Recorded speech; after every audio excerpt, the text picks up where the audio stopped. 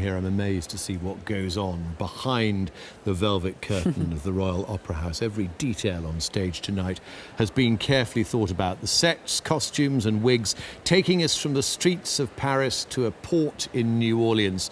Nicholas Georgiadis' elaborate designs truly bringing Manon's story to life. Yes, Georgiadis was MacMillan's trusted collaborator. They worked together on many of his most popular works like Romeo and Juliet, Manon, Myling and Prince of the Pagodas, and among others. And we should say that you were involved in the creation of the Prince of the Pagodas. Well, you were the muse for MacMillan. Yes, that was in 1989, and it was an extraordinary transition for me from school straight into the company and working intensely with Sir Kenneth MacMillan. It was, I learnt so much in that year. We worked together on that ballet, and it was beautiful, and the beautiful designs as well. And to create a role at the age of 19, that's quite a thing. Oh, yeah, quite a testament to his genius of Georgiadis. And fact that 50 years later, the Royal Ballet, is still staging this design.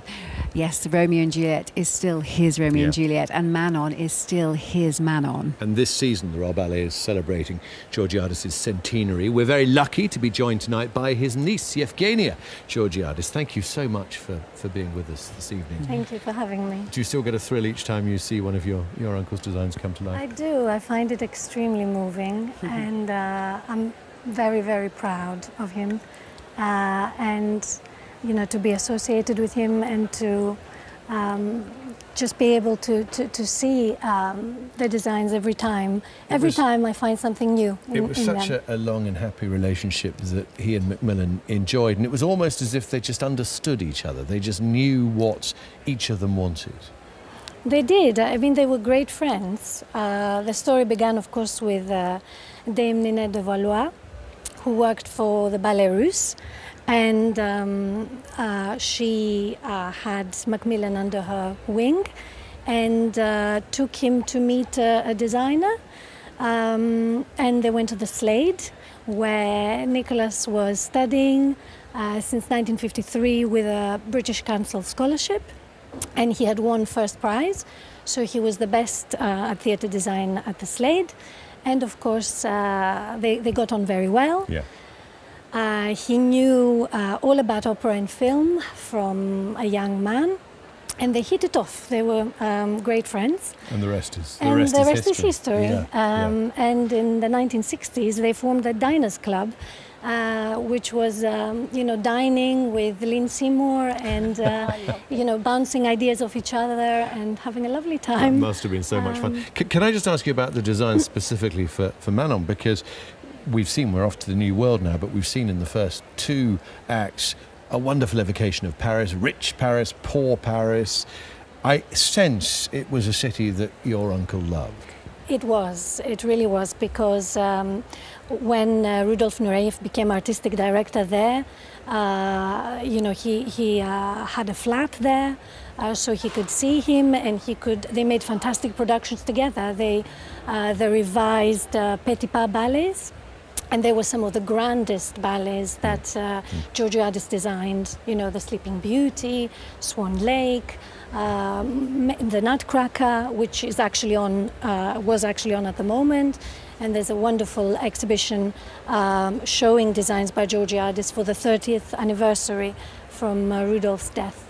Oh my goodness. Well, what I'd love to see is the fascinating details, the intricate details into the costumes, especially for the main characters, how it helps them grow into the characters and mature as artists through the ballet and how they tell the story. I mean, from the first costume of Manon, she's in this really innocent, pale blue, isn't it? That's so delicate and refined, literally as the innocent girl she is. And then, of course, we go into Act 2, and she has that lush black, lace. It is wonderful to see those details tell their story as well through the costumes. It's not, the acting and everything that goes on top.